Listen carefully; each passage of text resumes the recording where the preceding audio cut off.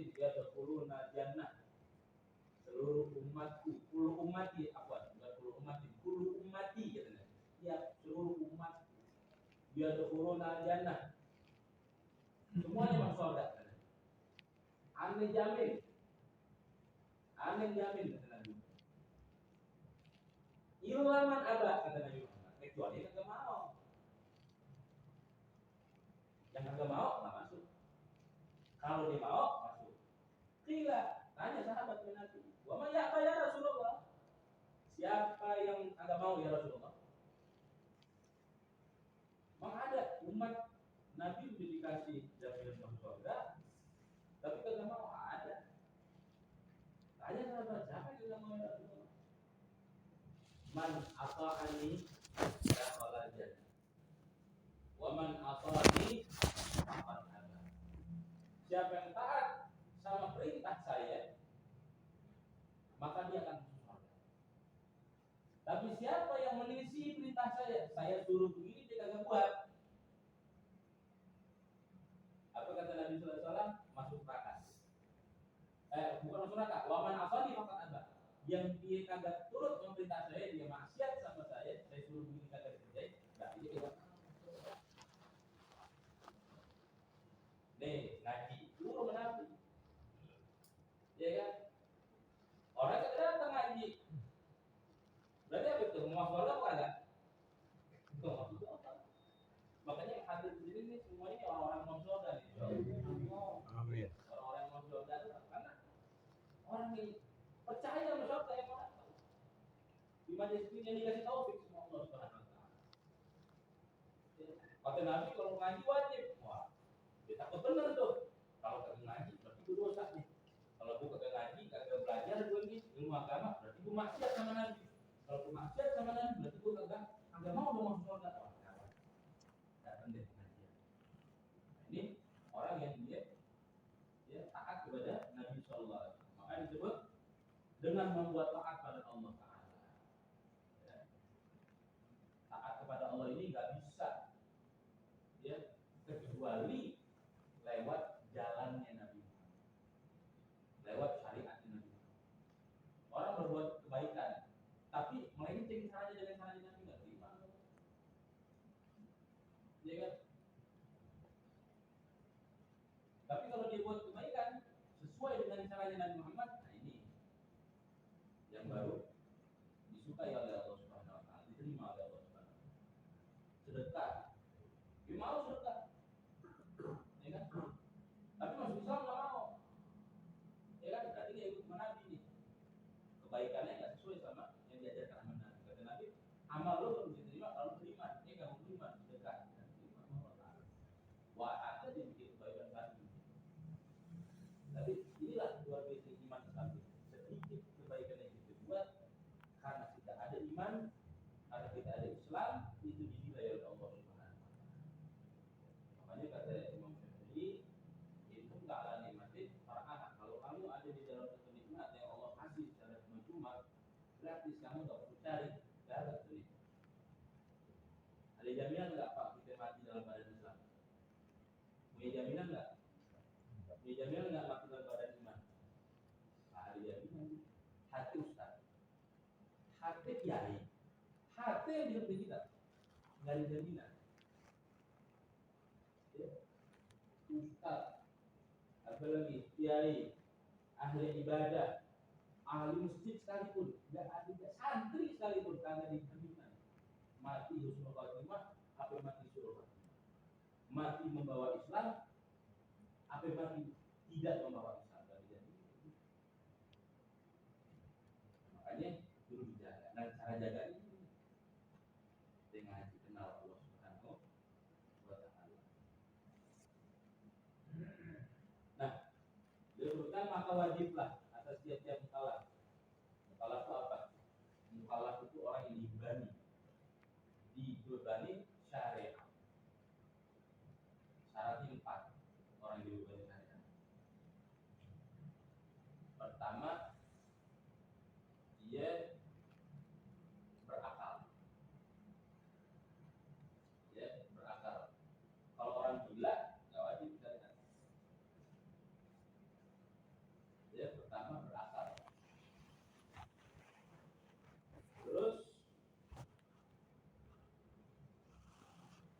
kedua,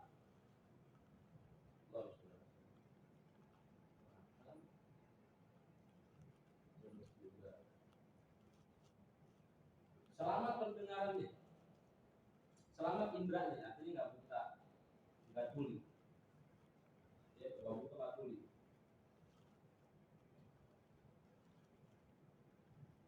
Tidak buta, tidak tuli.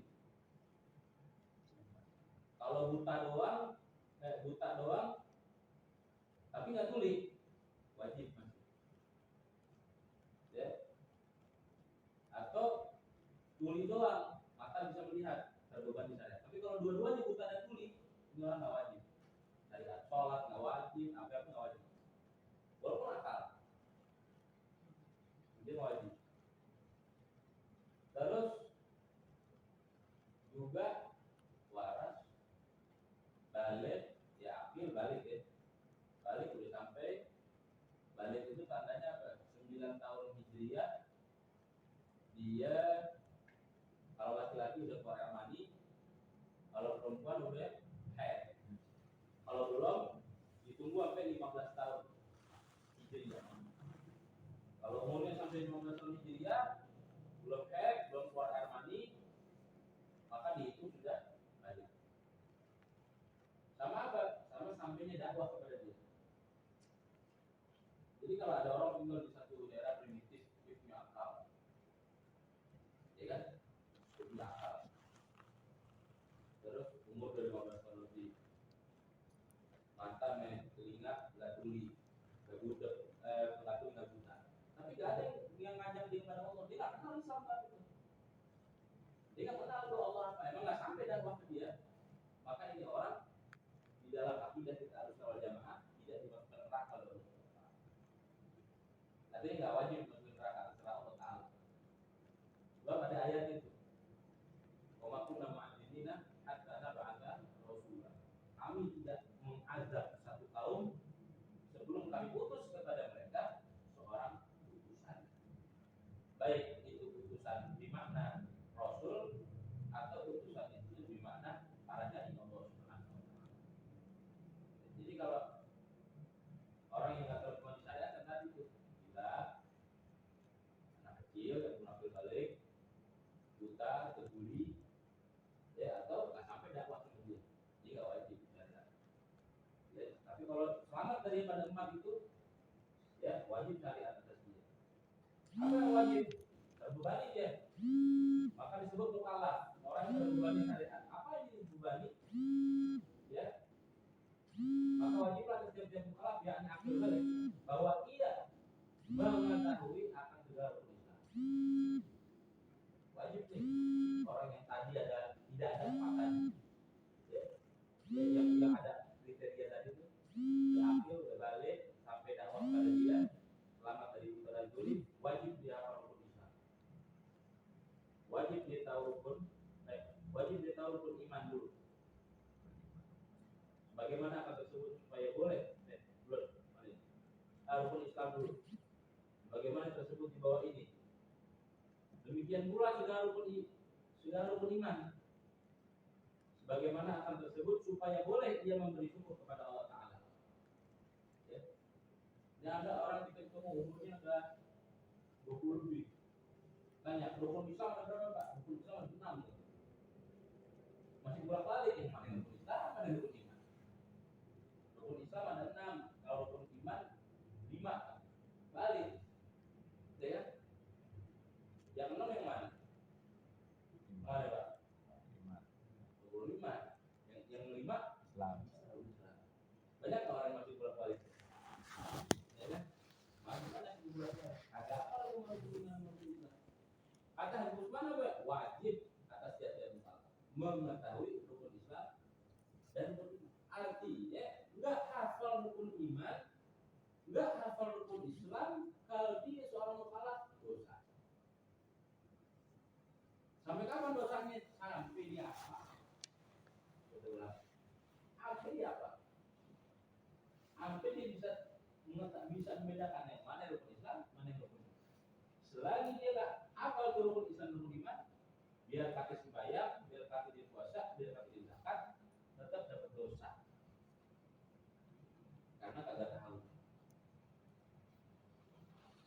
Biar apa sih kalau beriman Islam? Supaya boleh dia memberi syukur kepada Allah.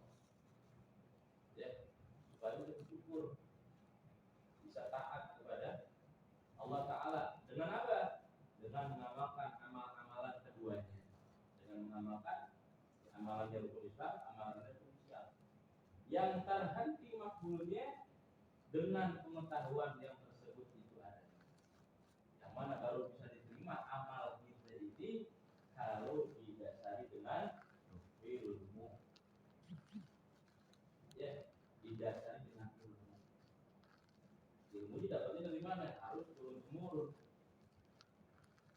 Dari guru ke guru terus sampai sehingga. Mari kita ketemu orang. Ada satu cerita sama kita. Ada dua orang. Satu orang preman lah gitu. Ini orang yang sebenarnya ngomong, ini orang nih saking awamnya bersembahyang, itu kalau sholat begini, Allahu Akbar, sholli fardhu maghrib. Jadi niatnya takbiratul ihram. Dia takbir Allahu Akbar, baru dia niat, sholli fardhu maghrib. Ya gitu. Dia sholat. Nah, kenapa bisa salah? Karena kalian artinya nggak bisa orang belajar sholat pakai akal-akalan. Kan banyak orang nih sholat sekarang pakai akal-akalan nih, wudu juga pakai akal-akalan. Dan berarti boleh kagak ya? Boleh kali. Mana batasan anggota wudu yang harus benar? Ya kan? Mana yang wajib dan sunnah di dalam wudu? Apa syarat-syarat wudu? Apa syarat-syarat wudu? Apa hukumnya wudu? Apa yang ulama bilang? Di antara syarat sahnya wudu apa? Wala ya'taqid fardhan min furu'il sunnah. Kata ulama, syarat sahnya diterimanya wudu seseorang kalau dia tidak meyakini yang farad, yang wajib dalam wudu adalah sunnah. Artinya bisa bedain mana rukunnya wudu yang wajib, mana yang sunnah dalam wudu. Arti kata apa? Arti kata orang yang wudu tapi dia nggak bisa bedain yang mana yang wajib dalam gerakan wudunya, yang mana yang sunnah, nggak sah wudu. Orang nggak kira-kira di mana tuh? Ada orang wudu kita tanya, lu wudu basuh kuping nggak? Basuh kuping. Hukumnya wajib atau sunnah? Hukum apa ya? Wajib kali ya? Nah, bingung. Masih siapa sih? Ini nggak sah wudu. Biar kali benar. Gerakannya benar. Tidak ada. Kalau kagak sah wudunya sembahyang. Bayangnya salah. Bahkan haram kata ulama. Karena sembahyang tetap pakai wudu. Wudunya salah. Dengan Quran. Baca Quran, niatnya taqarruban ila Allah, mendekatkan diri kepada Allah. Karena salah wudunya, karena kagak sah wudunya, Quran jadi dosa. Karena masuk mushaf juga dulu memegang mushaf tanpa adanya. Ini maka disebut oleh Ibnu Utsman apa? Terhenti makbulnya dengan pengetahuan. Amal itu baru diterima kalau apa? Memenuhi standarnya SOP ini. Saya pernah misalin begini, misalnya itu kerja di perusahaan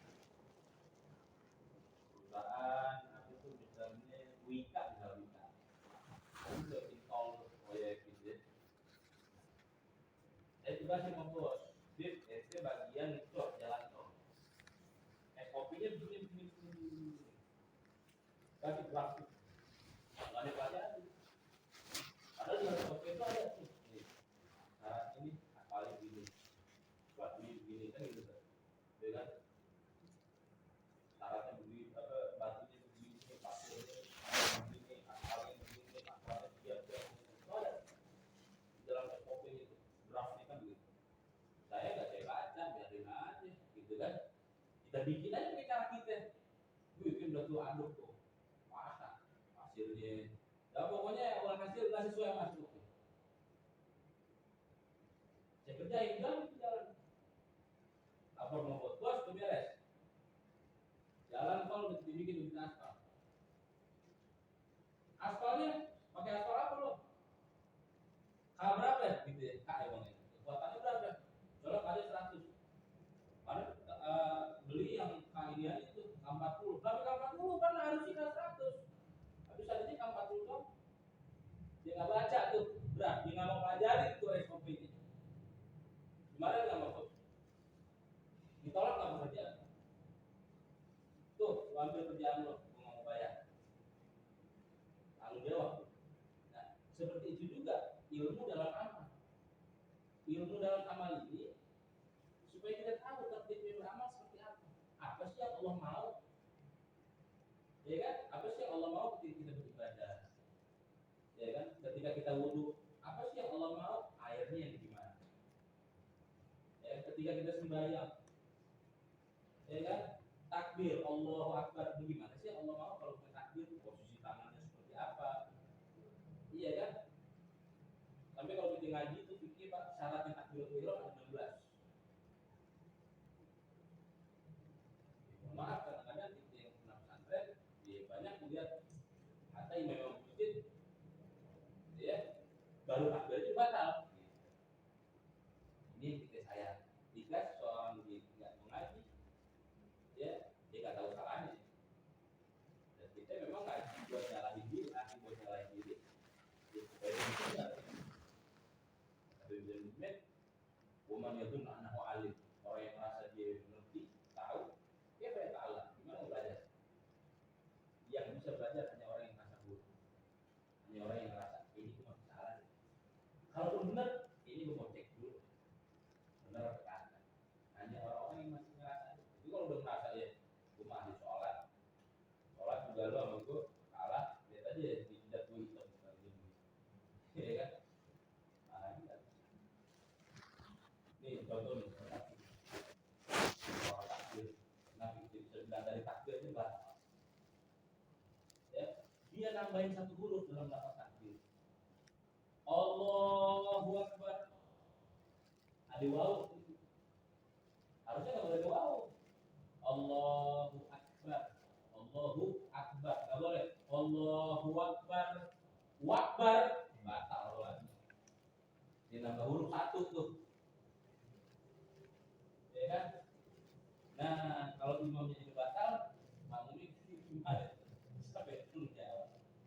Nah, makanya kata bilang berhenti makbulnya dengan pengetahuan itu ada. Itu satu yang sering terjadi. Yang kedua yang sering terjadi banyaknya kita bayang ya ketika jadi makmum wajib baca Fatihah. Ya kan? Wajib baca Fatihah setelah imam baca Fatihah. Makanya sebenarnya imam itu disunahkan untuk berhenti sejenak. Begitu dia bisa ngomong amin, ya menuju surah pendek imam harus berhenti sebentar. Sunnah. Satu sholat namanya. Tempat sholat itu ada tempat yang buat diam. Itu berarti itu sunnah. Buat apa? Buat kasih kesempatan makmum baca Fatihah. Sebab apa namanya? Baca surah pendek itu sunnah. Baca surah pendek itu sunnah. Baca Fatihahnya makmum wajib. Karena kagak ngaji, dulu sunnah dibandingkan wajib. Akhirnya apa? Suratnya belum beres, makmumnya belum selesai Fatihah.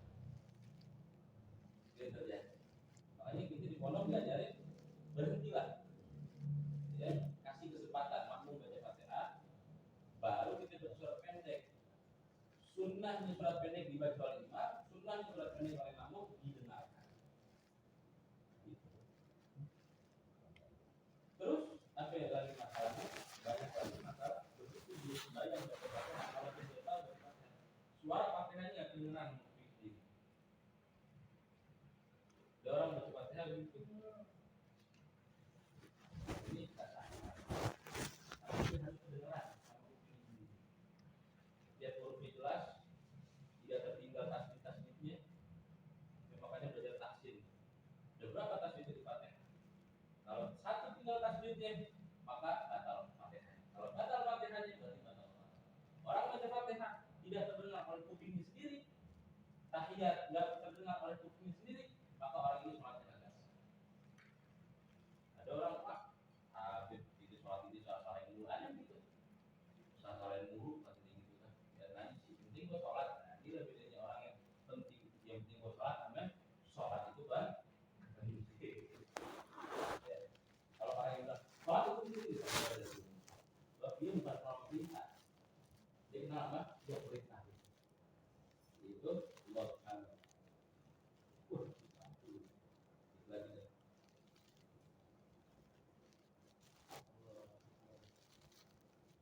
Adapun ilmu pengetahuan rukun Islam yang pertama yaitu mengetahui akan makna dua kalimat syahadat. Ya, rukun Islam itu mengucap dua kalimat syahadat. Terus sembahyang 5 waktu, puasa Ramadan, memberi zakat dan pergi haji. Adapun ilmu pengetahuan rukun Islam yang pertama yaitu mengetahui akan makna dua kalimat syahadat.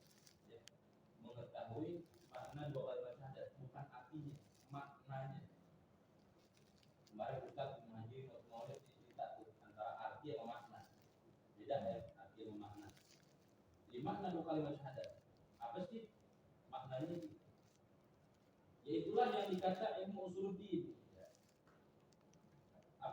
Makna dua kalimat syahadat itu disebut usuluddin, asalnya agama, fondasinya agama. Itu bukan dua kalimat syahadatnya, tapi maknanya. Makna dua kalimat syahadat yang dikata ilmu usuluddin atau ilmu tauhid. Dan ialah yang dikehendaki sebutannya di kitab ini. Ilmu itulah yang akan dibahas di kitab ini. Bermula wajib atas tiap-tiap sholat bahwa ia mengenal pada Tuhan Azza wa Jalla dengan segala sifatnya yang wajib baginya dan yang mustahil padanya dan yang harus padanya. Demikian pula yang wajib bagi segala Rasul alaihi salatu wassalam dan yang mustahil dan yang harus sebagaimana akan nanti tersebut, bahwa sekalian itu masuk pada makna dua kalimat syahadat dua ada. Ya, jadi asalnya, dasarnya agama ini adalah dia mengenal si Allah beserta sifat-sifat. Inilah yang disebut sifat 20 sifat Allah Subhanahu wa taala yang wajib, 20 sifat Allah taala yang mustahil. Kebalikannya. Ini akan kita bahas. Berapa tuh? 40 sifat. Tambah satu sifat jaiz. 41. Itu yang buat Allah. 20 sifat wajib, 20 sifat mustahil, satu sifat yang jaiz. Buat Rasul juga harus tahu sifat-sifatnya Rasul, biar jangan salah mensifati Rasul. Ada orang salah mensifati Rasul.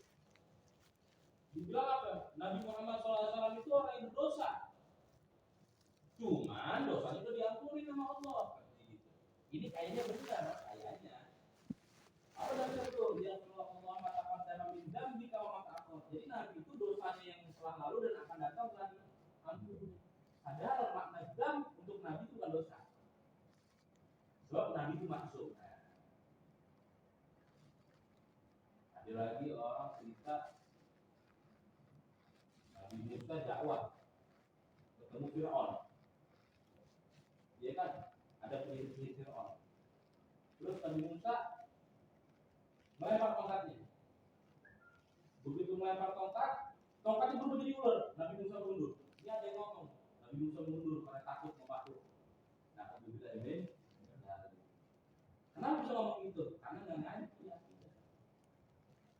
Makanya ini akidah. Yang buat Nabi ada 4 sifat. Wajib, ada 4 sifat. Mustahil, ada 1 sifat jaiz. Totalnya 9. 9 ditambah 41. 50. Maka disebut sama ulama Betawi dulu akidah 50 atau akidatul khamsin. Inilah orang yang belajar akidah 50 inilah, dan yang meyakini akidah 50 inilah yang disebut dengan ahlus sunnah wal jamaah. Ahlus sunnah wal jamaah itu yang ngaji akidah 50. Kalau dia kenapa? Sebab kalau nggak ngaji akidah 50 goyang-goyang sama Allah Ta'ala. Jadi cerita sama Pak Haji Iswat. Banyak orang itu kadang-kadang mungkin terlintas dalam hati. Sebenarnya Allah itu ada apa enggak sih ya? Kenapa? Karena mungkin banyaknya musibah, banyaknya bencana, susahnya hidup. Terus kok nggak kayaknya nggak ditolong-tolong, motor gitu. Ngerenung sendirian putus asa, nanya, kelintasan. Artinya Allah maha penolong. Oh gue nggak ditolong-tolong. Sebenarnya Allah ada sih ya. Ada nggak orang yang begitu Pak?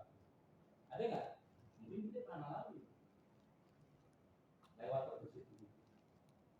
Terus lagi, belum lagi ada orang-orang yang bilang, ya kalau masalah begitu sih kita serahin aja lah yang di atas. Apa yang di atas? Nah, makanya hari ini ketika orang nggak belajar akidah, kalau ditanya Tuhan siapa? Allah betul. Tapi apakah sama Allah yang dia sembah dengan Allah yang dituhankan oleh Nabi Muhammad SAW?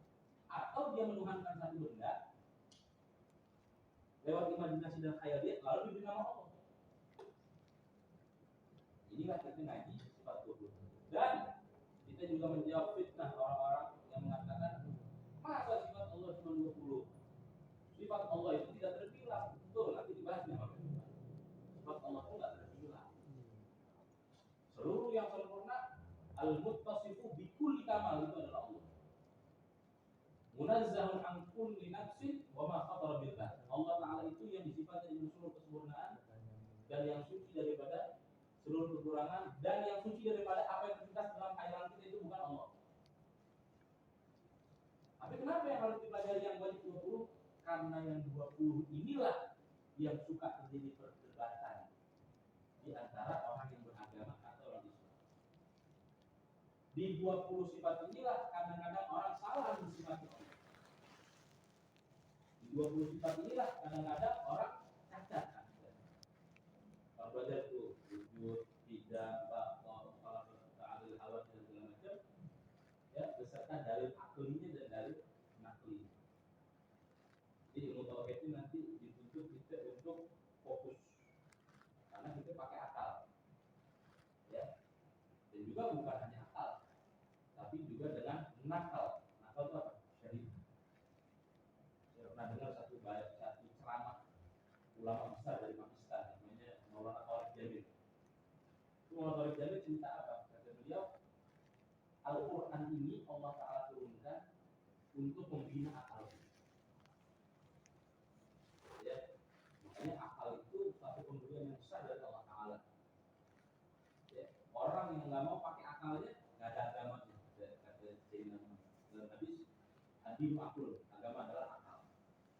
La dina liman la akal. Tidak ada agama bagi orang yang mau pakai akal. Tapi juga bukan sekedar akal sendirian. Akal sendirian bahaya.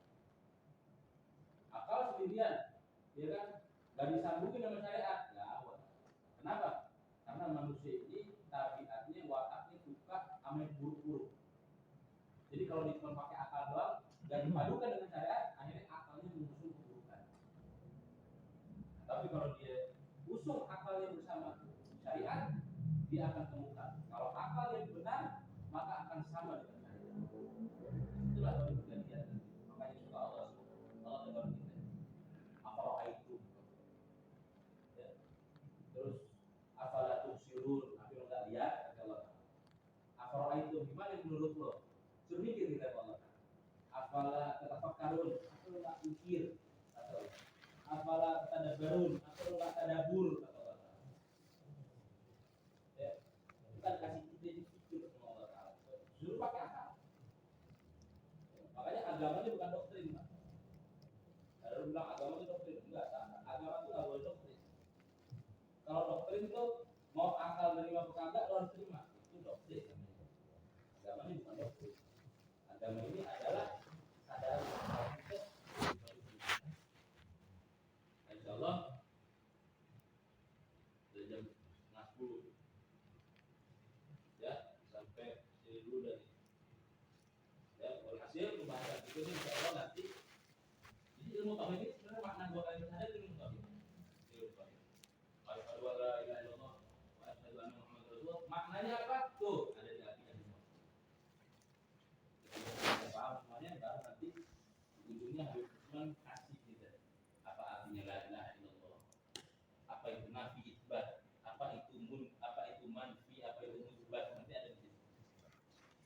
dinafikan. Kenapa dinafikan? Kenapa harus isbat? Itu ada. Ya. Wallahu a'lam bishawab. Kita baca doa mau itu. Alhamdulillah.